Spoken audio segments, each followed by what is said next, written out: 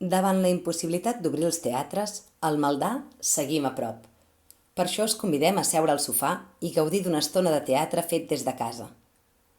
La cultura hauria de ser accessible per tothom, però si us ho podeu permetre, us demanem que col·laboreu amb les professionals que han fet possible aquest capítol fent un donatiu a l'enllaç que trobareu aquí sota. I ara sí. Senyores i senyors, l'espectacle està a punt de començar. Desconnecteu els telèfons fixes i qualsevol aparell que us pugui distreure.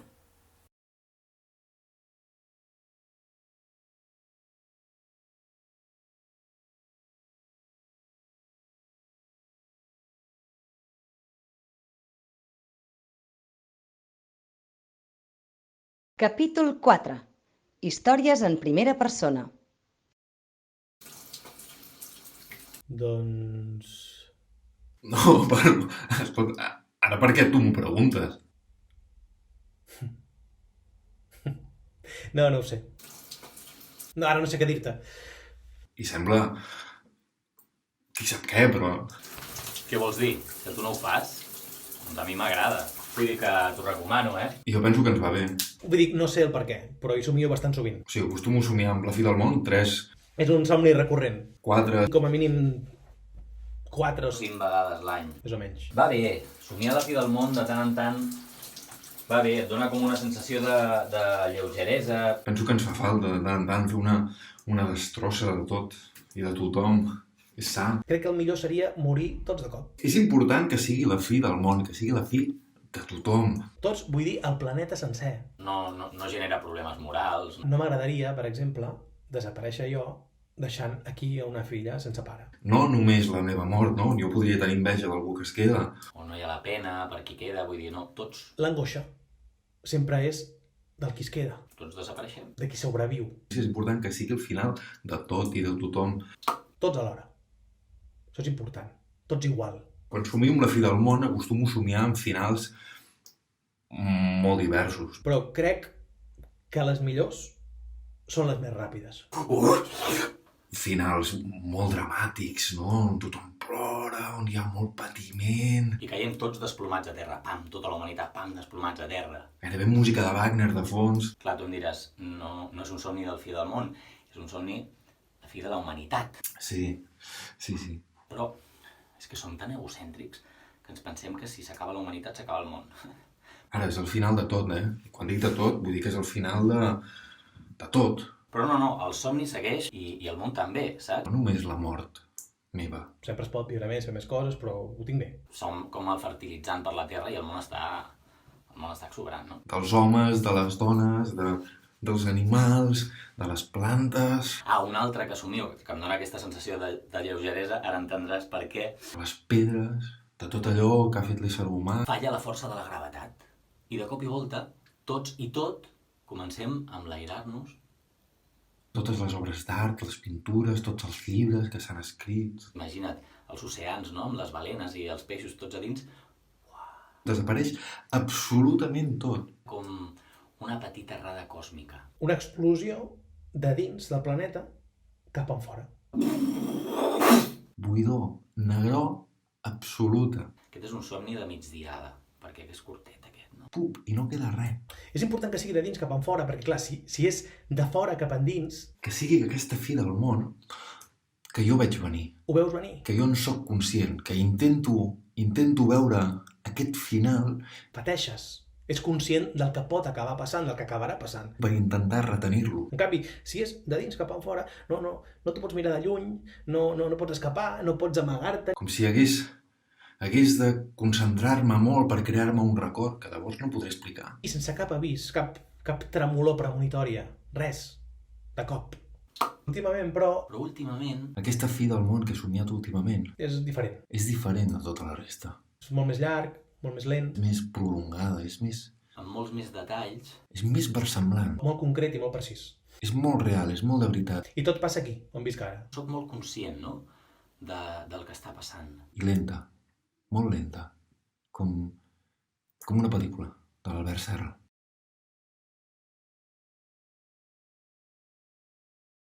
De sobte, un dia, el mar comença a pujar. Jo vaig caminant pel carrer Hospital, vaig repassant text, vinc d'un assaig, i vaig cap a la Rambla del Raval, on tinc el meu pis. Jo estic esmorzant a un bar del poble, de Celrà, on he vingut perquè és casa de la meva germana. A poc. Estic prenent el cafè amb llet i una napolitana de xocolata, que és el que acostumo a esmorzar quan vinc a Celrà.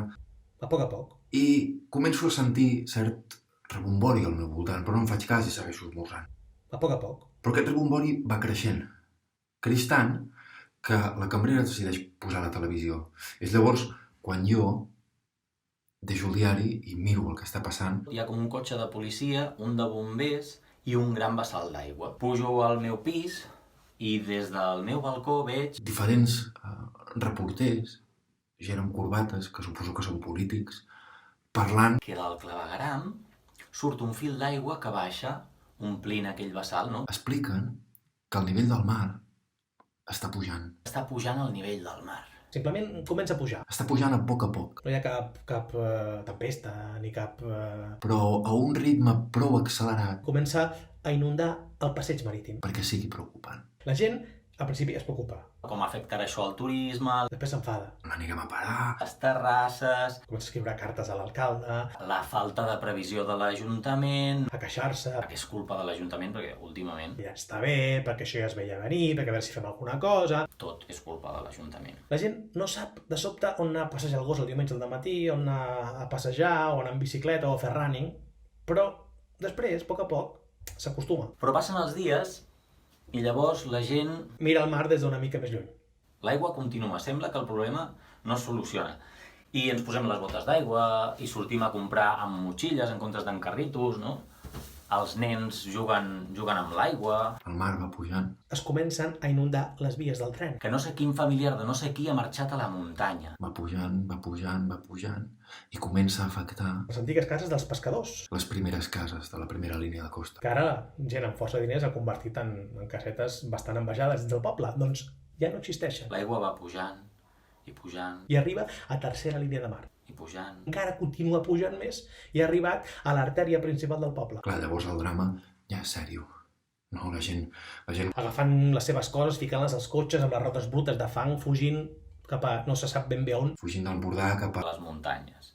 Es generen cues i cues de cotxes que volen fugir a l'interior del país o cap als Pirineus. Molta gent decideix anar-se'n cap al punt més alt. fugint. Premsa, reporteres pel carrer amb botes d'aigua, buscant marques de com ha anat pujant l'aigua o buscant testimonis de la gent que ho ha perdut tot. I un dia sento que els veïns diuen que l'aigua no minvarà.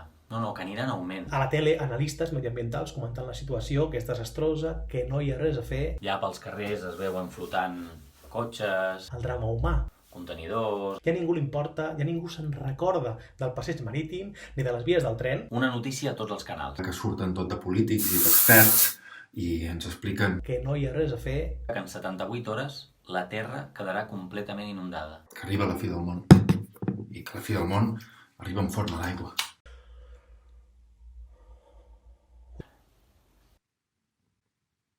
Però alguns de nosaltres ens quedem a casa esperant la fi del món. Aquest punt ja ha deixat d'interessar-me el fi de la humanitat i la meva pròpia fi. Ja no me'n recordo de quan baixava en tren a Barcelona. No me'n recordo d'on ho van deixar, l'últim assaig. Jo no me'n recordo que era actor. I de fet tampoc trobo a faltar el teatre. Ni hi penso. No tinc angoixa per saber si treballaré aquest proper any. No repasso el paper, ni reviso pressupostos de producció, ni actualitzo la web i les xarxes socials. Penso que és un bon moment per les confessions i decideixo trucar a una noia de qui sempre he estat enamorat en secret. No, l'únic que faig és passar el dia a l'hort i vigilar. Vigilo perquè he de pol·linitzar els carbassons. No sé si ho saps, però els carbassons tenen flors mascles i femelles. Llavors truco a la Violeta, La flor mascle té la tija més llarga i prima, de fet solen ser una mica més altes, però no m'ho agafa. i la flor femella és més ampla i fa la forma com d'un carbassó petit. I li deixo un missatge a la bústia del contestador. Com que ja no hi ha abelles, no pots refiar que pol·linitzaran les flors, i llavors, si vols assegurar-te que els fruits tiraran endavant, ho has de fer millor manualment. Sense saber si si el sentirà o no el sentirà mai. Ocupo els meus dies mirant per la finestra i cantant. Allò que sempre m'ha fet tanta por i tanta vergonya, doncs ho faig sense por, em poso a cantar. Sobretot canto cançons d'un papa. Com Papa és un grup extraordinari que va existir als anys 90. Hi ha dues tècniques. Agafes un bastonet d'aquests de les orelles, vas a dins de la flor mascle, fregues una miqueta i després vas a la flor femella i també ho fregues. L'altra tècnica seria agafar, per exemple, una flor mascle, la talles amb els estams, els fregues directament dins de la flor femella i així quedaria pol·linitzat. Encoratjat per aquesta sensació, decideixo fer un fil a Twitter per dir tot el que penso de com funciona el món teatral. Parlo d'aquell director al qual sempre li reia les gràcies, o com és que es perpetua la precarietat i altres, en canvi, tenen tant poder. Poso noms i cognoms, em quedo ben a gust i dic tot el que penso. Podré actuar sense màscares, sense esperar recompensa de ningú. I penso que per primera vegada actuaré de veritat. Allò que no hauria fet mai, doncs, somiant la fi del món, ho faig. De cop, la gent comença a seguir-me pel YouTube i es fan molt fan de les meves versions d'un papa i sóc molt famós a tot el món. O sigui, em converteixo en el cantautor de l'apocalipsis. Però clar, el món se'n va a la merda, saps? Vull dir que... no sé. Ara me n'adono que potser el teatre tampoc no m'agradava tant. A mi m'agrada això, cuidar l'hort. Clar, el teatre, no? és un ofici inestable, no? Has d'aprendre a viure sempre amb la incertesa. Però quan arriba un moment com ara que tot és incertesa, que ja no pots treballar d'això i que a ningú li importa, doncs jo prefereixo la incertesa dels garbassons. Sí. I penso que realment, ara que s'acaba el món, començo a viure.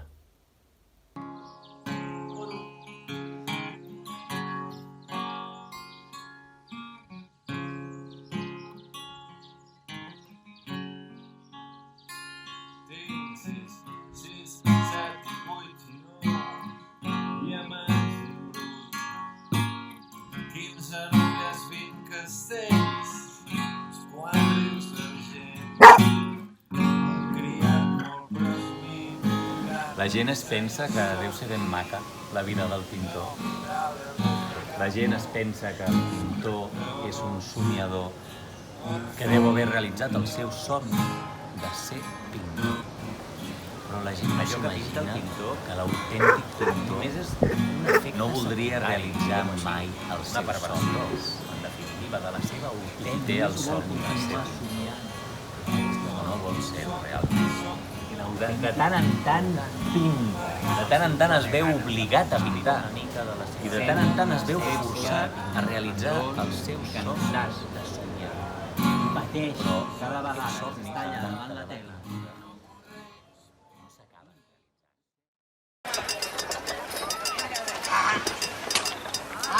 بالبر وشعير وعنب وزيت وتين ورمان وتمر وبيت بالبر وشعير وعنب وزيت وتين ورمان وتمر وبيت بالبر وشعير وعنب وزيت وتين ورمان وتمر. Com sabeu, us he reunit aquí perquè les germanes Foguet van tenir l'ocurrència d'encarregar-me la producció de l'edició en aquest temps tan pròsper i bo per la cultura. I com que ara probablement sortiran moltíssimes oportunitats de bolos i contractació i estem en aquest moment tan àlgid, clar, a mi em tocarà fingir que he vist la vostra obra. Llavors necessitaria que em donéssiu algunes pistes i es faran algunes preguntes, perquè a part les germanes Foguet no m'han deixat veure cap vídeo a l'espera de la vivència del directe. I a falta d'aquesta vivència, el que m'heu de traslladar és la vostra. El camp de refugiats de la Gadíquia, a Grècia. Fa 4 anys, l'actriu Georgina Latre i la guionista Laia Foguet van treballar-hi com a voluntàries. Després van tornar a casa. però no va ser un retorn fàcil. El Hayat o la suma dels dies neixen de la commoció que va generar en les voluntàries la seva experiència i explica com es forgen els lligams d'amistat entre el Heidi, un refugiat sirià, i la Júlia, una voluntària catalana. Jo també m'ho demano moltes vegades, que per què sóc aquí? Més que donar respostes, l'obra ens mostra el dia a dia d'un camp on no hi ha gran cosa a fer, excepte somiar fugir-ne algun dia mentre passen els dies, les setmanes, els mesos i els anys. Jo vaig anar amb la Laia a Grècia, al camp de refugiats, vam anar juntes. Llavors, jo suposo que no hi havia una opció de que no hi sigués, no? Perquè ho vam viure juntes. I no, m'ho va dir un dia... Ella volia fer alguna cosa des de feia molt de temps i m'ho va dir, i em va dir si em sumava, i per descomptat que sí. Vull dir, jo la Laia la conec Clar, jo la conec com a guionista de cine, diguéssim, i realitzadora, vull dir, directora de cinema, i de cop era la primera cosa de teatre que feia. I a sa germana la coneixia superpoc, però són les dues unes cracs, la veritat, i són hipersensibles i han tractat la història d'una manera molt, molt bonica. This avorrit, in Catalan. Catalan? Yes. I want Catalan. Per què? Hashtag. I love. Estàs enamorat d'una catalana? Ni no. Jo, que crec que vaig ser la segona en entrar, vaig ser també... Jo estava també als camps de refugiats, però no els mateixos que estaven la Georgina i la Laia, tot i que vam coincidir allà, i de fet les vaig conèixer allà, i suposo que també pel fet d'aquesta sensibilitat en la que s'ha tractat el tema de buscar gent que hagi viscut això i que sàpiga del que parla i que sàpiga amb quin to es volia tractar tot això, i em van contactar en plan, ets actriu, et necessitem, tu has estat als camps, qui millor que tu, que pugui venir i conèixer aquest projecte, però també des de la humilitat de... O sigui, la Laia me'n recordo que a la trucada era com, però de veritat, que si tu vols, que tu provis, que no sé... I jo era com al revés, com, és feina. Perdona, hem anat, perdona, vull fer una obra, perdó per oferir-te una obra, perdó, ho sento. Sí, total. Era com, tia, estic a la illa Diagonal venent cubos de Rubik, qualsevol cosa que sigui pujar-me a un escenari serà una delícia.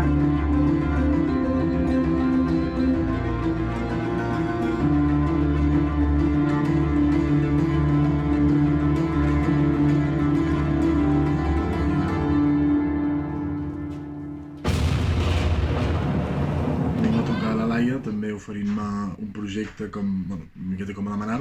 Jo sí que no he estat mai en un camp de refugiats, però o sigui, de seguida em van ajudar moltíssim a entrar dins del tema, de l'obra, i també ja tenia una miqueta la inquietud de poder fer teatre, però que tingués aquesta vessant social tan gran, i m'interessava molt la manera en què volien enfocar-ho i com ho volien fer, i de debò que de moment ha sigut un encert, dels grans encerts de la meva vida.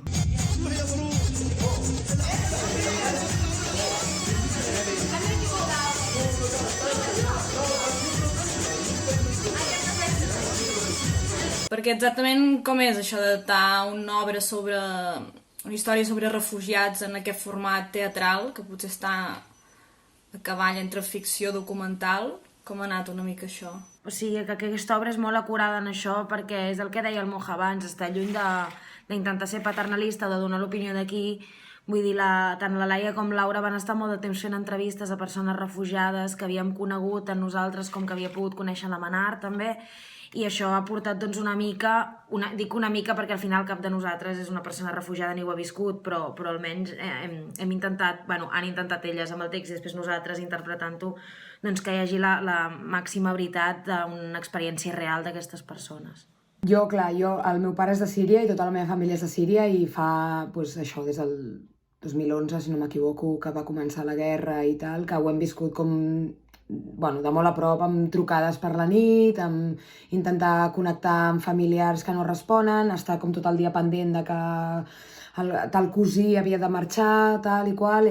La veritat és que van tenir molta sort la meva família, per dir-ho d'alguna manera, perquè al principi de la guerra ja van poder fugir i llavors com que s'ho han vist la gran majoria des de Turquia, tot i que encara tinc família que està a frontera amb Síria.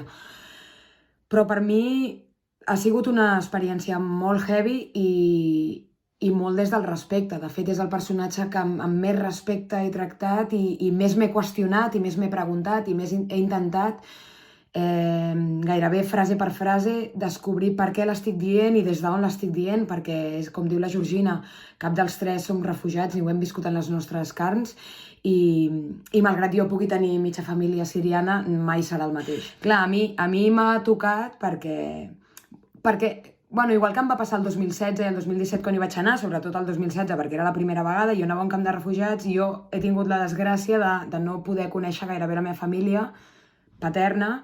Jo vaig estar a Síria el 2001 o 2003, no me'n recordo, i allà els vaig conèixer tots. I clar, quan va començar la guerra i el 2016, a través d'un grup que vam formar d'artistes que es deia Paramizades, vaig tenir oportunitat d'anar a Grècia. A mi em feia moltíssima por perquè jo de cop vaig conèixer tots aquells refugiats, qualsevol dona d'aquelles que hi havia allà en aquella tenda de campanya podia ser la meva cosina, la meva tieta. I bueno, a mi em va afectar emocionalment bastant. I per mi treballar el personatge de la Samura, doncs, bueno, jo també perquè empatitzo d'una forma sobrenatural i sóc hipersensible a tot, però jo no podia parar de pensar que potser era la meva cosina o germana o la meva, saps? O algú superproper a mi. Que potser una altra persona que no té cap tipus de relació o no té família d'allà, doncs potser et costa més de connectar, però de cop és que era, hòstia, és que a la Samura li poso cara, saps? I li poso una olor, i li poso... I aquesta tristesa que jo estic explicant a través d'ella, encara que la Samura sigui un personatge recull de moltes històries, per mi la Samura era una noia que estava allà. I això és com, buah, no estic interpretant una ficció d'una noia que no sé què, no. I a sobre amb la càrrega emocional que comporta una vida amb aquest historial de violència i de patiment. Cases on tornes, oi? On vols tornar? Perquè el verb tornar, rajar, va més lligat a casa que a qualsevol altra cosa. Tornar a casa. Bueno, vam estar sempre amb una miqueta la por d'aquesta barrera lingüística que hi pugui haver, però la llengua també ens ha servit una miqueta, també, i ho expliquem sempre, per exemplificar la heterogeneïtat del món àrab. I és que jo no parlo en absolut el dialecte àrab que hi ha a Síria. O sigui que me l'he hagut d'aprendre fonèticament, perquè si no... I moltes vegades no sabia què deia, i això vam tenir del gurú de l'àrab sirià, que va ser el pare de la Manar, amb l'ajuda de l'Ahmed, així que això va ser interessant també des d'aquest punt de vista. Però jo crec que, el feedback que en tenim fins ara és que l'obra se segueix molt guai, i això representa, també volíem representar una miqueta la dificultat que té un camp de refugiats a l'hora de trobar-te amb gent de tants llocs, amb tantes llengües i amb tantes maneres de parlar i de fer. Sí, totalment. De fet, era una cosa molt... Era com metateatre d'alguna manera, no? De fer-vos viure, potser que no entenguis una part de l'obra, era el que a la Georgina o a mi ens passava quan no podíem... no sabies com explicar-li, o a vegades te n'adonaves que havies de fer servir l'anglès més xapurrero que poguessis, perquè com l'intentessis pronunciar una mica a l'americana o a la british ja no ens enteníem. I jo, per exemple, vaig estar uns dies donant classes d'anglès al Woman Space, que eren uns espais que gairebé tots els camps de refugiats tenen, on les dones puguin tenir un espai, estar tranquil·les i estar elles i de més. I clar, l'àrab, per exemple, parteix de la base que no té el verb to be, el verb ser i estar. Està l'idit. Llavors era molt complicat explicar-li el I am. I l'am què vol dir? Jo, mira, no ho sé, tu posa'l, saps? És igual, confia en mi. بالعربي السوري انت بتفهم العربي No, àrabic no, please. Dic que hi ha un truquet, a veure, perquè la gent tampoc s'espanti mai, hi ha un truquet que el meu personatge és català, vull dir, la Júlia és catalana, i ella pensa molt en veu alta.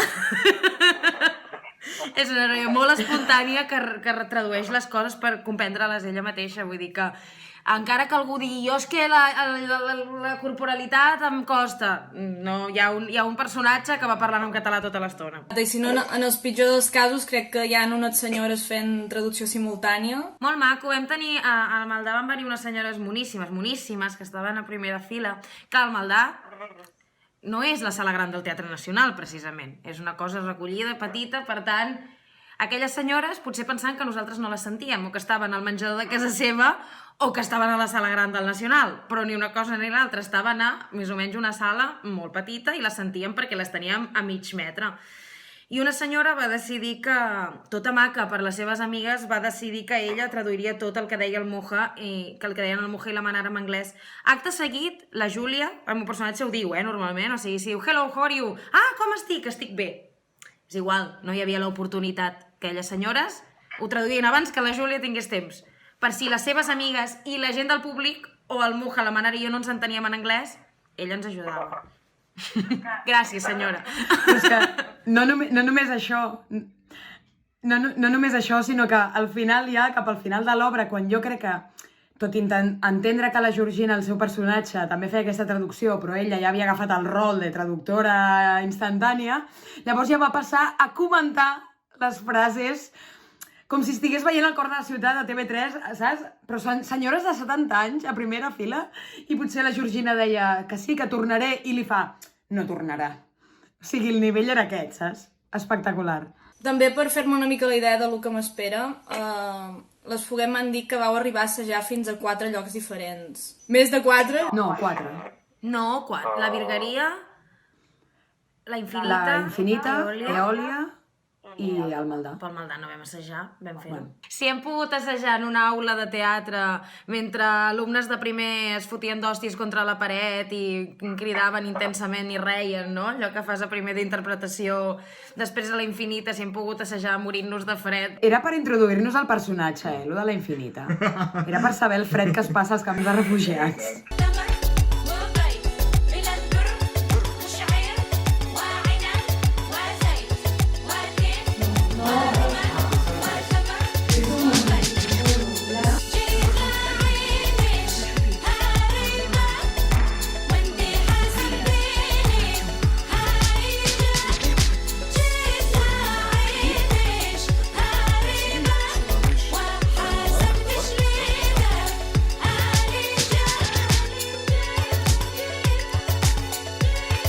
L'experiència de treballar en una companyia jove, acabada de néixer, dirigida per dones... A veure, el que està clar és que tothom ha de començar de zero i comences de no ser ningú i anar-te reconeixent en aquest sector i has d'anar agafant nom i la gent t'ha d'anar coneixent, però sí que és veritat que te n'adones que hi ha gent que no la coneix ningú, que està fent una feina increïble, amb molt de talent, i xoques amb que hi ha molta gent que ja té el nom i ja porta molts anys en el sector i sempre té com aquest avantatge de perquè ets qui ets i perquè ets famós i perquè sé que això triomfarà, facis el que facis, tingui més qualitat o menys, només pel fet de que ja ets conegut i ja aposto per tu. Llavors és molt difícil com que la gent s'obri a confiar en tu. I jo crec que amb el Hayat ha sigut molt guai perquè no sé la gent si s'esperava o no, o si simplement deia, hòstia, una companyia que no és coneguda, a veure qui són, però jo crec que ha sigut un bon exemple de, mira, no som ningú o no se'ns coneix encara i hem fet aquesta meravella que ho ha patat bastant heavy, que està malament potser que ho diguem nosaltres, però és així, objectivament. Els del Maldà ens van rebre hiperbé, moltes gràcies, perquè vam ser les persones que van arribar amb 300 llibres i amb tot de sacs de vermiculita, que hem après el nom. Àlex, escenògrafa de La Viciosa, hem après el nom. Ja no és la sorra. I hem de dir que al Maldà, pobres, es devien espantar amb tan petit com és que entréssim amb tanta cosa, però sempre ens van tractar superbé. Creieu que encara que jo fos per Nadal, el Maldà han aprofitat el confinament per acabar de treure la sorra del Segurament. Però aquesta feina suposarà 2 confinaments més, eh? Jo crec que encara si aixequés alguna cadira ara mateix, o darrere algun quadre, deu haver-hi alguna miqueta, I ara, ja per acabar, sí que hi ha un tema que a mi em preocupa especialment, i és que, tenint en compte que la Laia i la Laura són menorquines, i jo també, ja ho sabeu, suposo que vau passar una temporada d'assajos més relaxada a Menorca, aprofitant l'ocasió. O, si realment és veritat que no us han convidat, i llavors, clar, em preocupa que ho hauria d'acabar fent jo, no? Que aquesta càrrega també com a productora potser m'acaba implicant a mi i és un tema delicat. Digues des d'on ens parles, digue-ho, perquè clar, des d'on ens parla la productora preocupada per convidar? A quina fase estàs, Anna? les dos desgraciades que estan a Barcelona, la Manar i jo, el Moja que està a Vic, allà a la Plana, que no té mar per enlloc, agrairíem bastant que aquest estiu, ja que no es podrà fer viatges, doncs que la Viciós ens digués nois, voleu fer una petita residència per recuperar alguna cosa de cara a la temporada que ve i us toqui una mica el sol?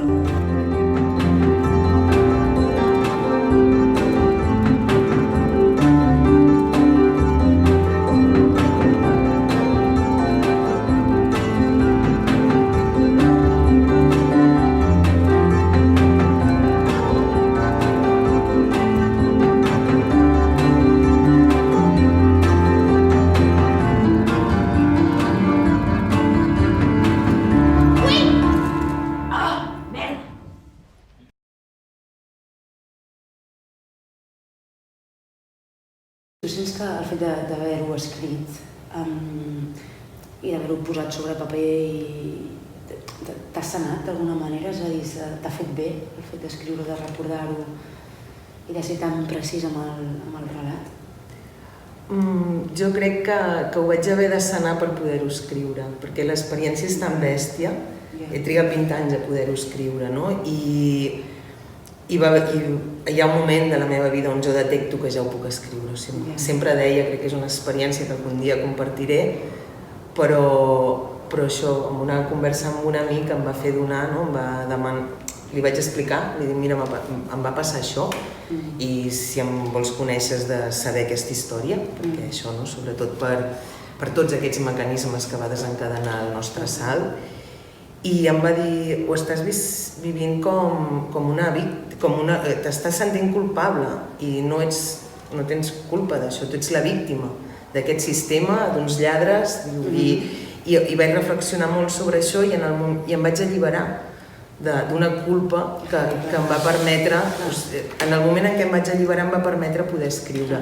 El que passa que escrivint-ho, o sigui, primer, aquest primer relat que et vaig passar i tot del que comentàvem, va ser bastant dolorós, perquè ho vaig reviure molt, el fet literari de posar-te a escriure una cosa et connecta molt emocionalment i en 3 dies vaig escriure 30 pàgines i van ser 3 dies bastant intensos, però que no em va fer arribar a un altre lloc. Però en canvi, en el moment de fer la dramatúrgia, que vaig començar ja a jugar amb la situació, amb el present teatral, amb el que havien d'explicar, traient coses, afegint-ne, ficcionant l'experiència, vaig entendre coses que no havia entès abans. I m'ha passat algun cop també assajant amb tu, cada cop hem tingut revelacions de dir uau, i sí que crec que he fet un pas més amb això, amb l'entendre la situació. Això és superpositiu. Sí, la veritat que sí.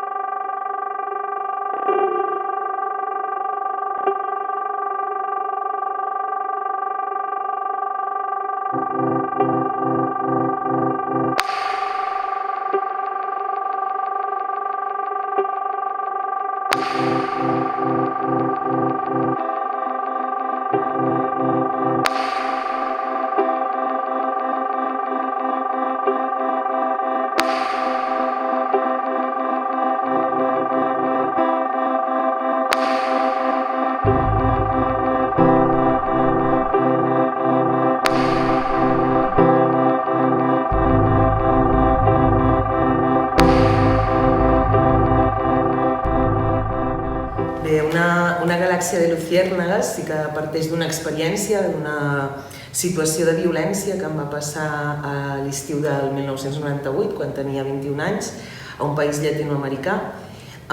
Jo estava allà cooperant amb una ONG i vam ser víctimes d'un assalt amb armada. Una galàxia de luciérnagas, la dramatúrgia sobretot, el present teatral, no et centra en aquest fet, en aquest assalt, sinó que es centra sobretot en tots els mecanismes governamentals que aquest assalt, que aquesta situació de violència va moure i va generar o va tenir unes conseqüències que mai a la vida m'hauria pogut imaginar. Bàsicament et centra en les conseqüències d'aquest assalt. Nos cachearon 1 a 1. A mí 3 veces. y las 3 veces me tocaron el culo. A la tercera me pidieron los zapatos. Me habían separado del grupo un poco y tenía una pistola en la cabeza. Cuando me agaché para quitarme los zapatos, la pistola acompañó el movimiento de mi cuerpo hacia abajo, hacia los pies. Allí lloré. De ese llanto contenido me acuerdo.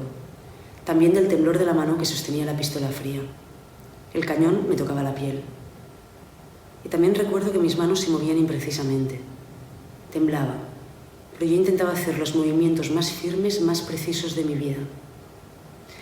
El asaltante creo que tuvo, un momento de compasión cuando vio que las lágrimas me inundaban las mejillas, y el cuello, y el escote, y yo no estaba ni sollozando. Tranquila, no te va a pasar nada, me dijo. Y la verdad que con su mano temblorosa, surcando mi sien con la pistola, pensé, pues esto que me está pasando ja és mucho, tio. Això, que és el moment que vaig sentir més por, no? Perquè en el moment que et posen una pistola al cap és com... Això, la vida ja no et pertany. I per això és dels... Hi va haver altres moments que vaig sentir por, però per mi el més potent va ser... No, la cosa és que arribes a pensar que no és que ell et vulgui matar i que pot ser, però que potser va ser un accident i se li dispara. O sent un soroll i s'espanta i apreta el... Sí, que ja és com una cosa, la mort està allà atzerosament, gairebé.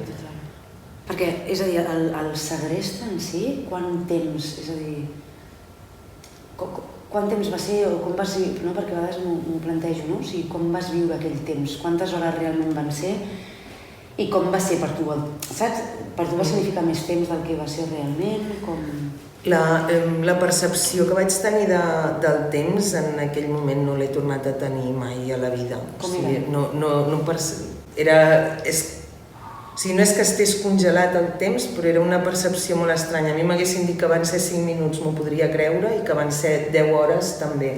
O sigui, era com estaves allà, no pensaves. La percepció de tot, del cos fins i tot, era una altra, no? És com una sensació molt estranya, suposo també per l'estat d'alerta en què el cos se situa, no? Que és això, no? És com el que diuen els psicòlegs, no? Quan estàs angoixat, la desrealització, com que la realitat se't transforma la manera de percebre la realitat. I no sabem exactament quantes hores van ser, però vam fer uns càlculs des de l'hora que ens havíem trobat fins a l'hora que vam arribar al primer lloc que ens van poder dir quina hora era. I calculem que van ser estem entre 3 i 5 hores, o sigui que això, voltant d'unes... Creiem més que són 5 que 3, però no tenim clar. Déu-n'hi-do. I quan parles del privilegi, no? Que és una cosa que a mi m'has comentat, hem parlat bastantes vegades, no? En relació al text, què és el que aquesta experiència t'ha fet entendre sobre el privilegi? Clar, per mi... Sobre el teu privilegi. En aquest viatge vaig ser molt conscient del privilegi que suposava haver nascut a un país ric. La diferència, fins i tot com a ciutadà del món, que suposa que hagis nascut a un país ric o un país pobre. Aquests mecanismes governamentals que expliquem o que exposem o que succeeixen al text es van activar perquè 4 dels assaltants eren europeus. N'hi havia 3 que no eren europeus, que eren d'aquest país llatinoamericà. I ens van posar a les mans a prendre una decisió pel fet d'haver molestat a uns europeus que a mi em va canviar la percepció ètica i moral o les meves percepcions sobre l'ètica i la moral que havia tingut fins en aquell moment, i de cop em vaig sentir una ciutadana de primera classe. Però clar, també és curiós perquè és molt estrany, vull dir que és com un concepte mundial i humanista, no? En el fons, perquè tots som humans, no? Però vull dir que travessar-ho d'aquesta manera va ser heavy, no sé, com un canvi de paradigma o alguna cosa, no? No sé, sentir-ho així, vull dir, Sí, sentir-ho així, sentir-ho malament. O sigui, de fet, era com una cosa que potser a molta gent hauria dit s'està fent el correcte i estan protegint a uns ciutadans europeus o el que sigui, no? Però la meva culpa és aquesta, no? Aquesta culpa que m'he ha acabat alliberant, no? Que m'ha permès poder escriure aquesta història, era aquest, el fet d'haver-me plantejat unes coses que la gent d'aquell país que estaven vivint situacions de violència molt més extremes, mai a la vida els hi van posar aquesta oportunitat o aquesta situació o els van posar en aquesta situació. O sigui, és com nosaltres, la nostra vida val més que la d'una persona que viu als marges del sistema, no? I això és una cosa que passa en aquest text, però és que no s'està morint gent cada dia perquè són pobres i són situacions que segurament tu i jo mai haurem de viure. Però el que m'agrada molt a mi del text és que això ho posa en relleu d'una manera molt clara i això m'agrada molt. Sí, tenía pesadillas. Una pesadilla recurrente. Me despertaba sudada y corría a la ventana para comprobar que no estaban allí. Soñaba que los ojos de esos 5, de los otros, me miraban desde la ventana, con sus rostros cubiertos, sus capuchas. Su peluca de payaso amarillo canario. Me miraban, apuntándome con sus metralletas y pistolas. Era horrible. Intentaba volver a dormir, pero no lo conseguía. Y a pesar del miedo, salía de la habitación, sin linterna. Me iba al pozo y me adentraba un poco entre los matojos. Cogía una piedra y la lanzaba, no muy lejos. Y entonces, una galaxia de luciérnagas aparecía ante mí, siempre, no fallaba. Duraba muy poco, pero era precioso. Y en ese instante, viéndolas, me sentía viva. Era lo único que me hacía sentir algo. Solo una vez, cada noche, cuando la pesadilla me despertaba, las iba a despertar a ellas. Y cuando se apagaban, miraba hacia el cielo y contemplaba las estrellas, con nostalgia, como si me tocara estar allí, en el firmamento, muerta, pero no lo estaba. Sentía una conexión muy fuerte, con la tierra y con el cielo. Algo muy profundo para una niña de 21 años.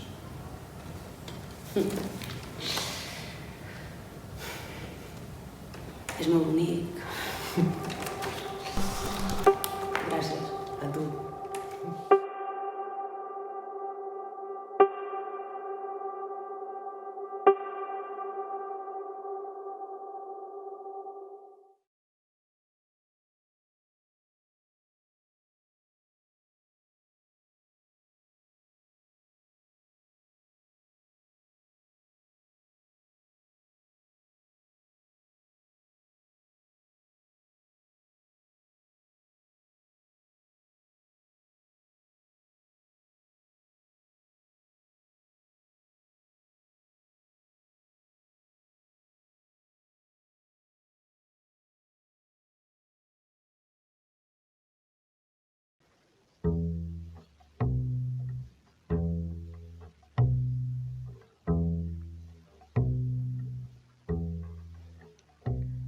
Quan era jo petit, ben petitet, tralarà, la pluja i el vent, el meu pardal em feia de joguet i ens queia pluja constantment.